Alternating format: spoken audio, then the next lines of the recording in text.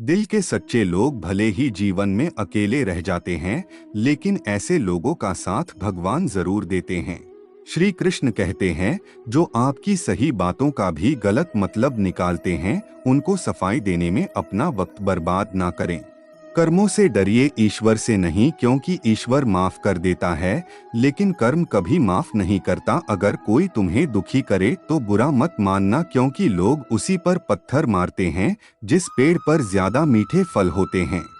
एक सहन करने वाला ही समझ सकता है कि उसे तकलीफ कितनी है, दूसरे तो बस उसके बारे में अनुमान लगा सकते हैं।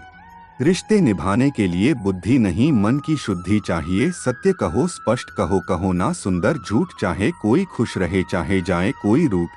सेवा सबकी करो मगर आशा किसी से मत रखो, क्योंकि सेवा का सही मूल्य ईश्वर ही दे सकता है, इंसान नहीं।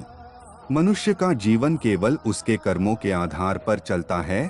जैसा उसका कर्म होता है वैसा ही उसका जीवन होता है। श्री कृष्ण कहते हैं, आदमी की गुण और गुनाह दोनों की कीमत होती है। अंतर सिर्फ इतनी है कि गुण की कीमत मिलती है और गुनाह की कीमत चुकानी पड़ती है। समय कभी नहीं रुकता। आज दिन बुरा चल रहा है तो कल अवश्य ही अच्छा आएगा। आप केवल निस्वार्थ भाव से कर्म कीजिए और वही आपके हाथ में। जैसे उबलते पानी में कभी परछाई नहीं दिखती, ठीक उसी प्रकार परेशान मन से समाधान भी नहीं दिखते। शांत होकर देखिए, सभी समस्याओं का हल मिल जाएगा। किसी भी मनुष्य की वर्तमान स्थिति देखकर उसके भविष्य का मजाक मत उड़ाओ, क्योंकि समय में इतनी शक्ति है कि वो एक मामूली कोयले को धीरे धीरे हीरे में बदल देता है। श्री कृष्ण कहते हैं, कोई हमारा बुरा चाहता है तो ये उसके कर्मों में लिखा जाएगा। हम क्यों किसी का बुरा सोचकर अपना कर्म और वक्त दोनों खराब करें।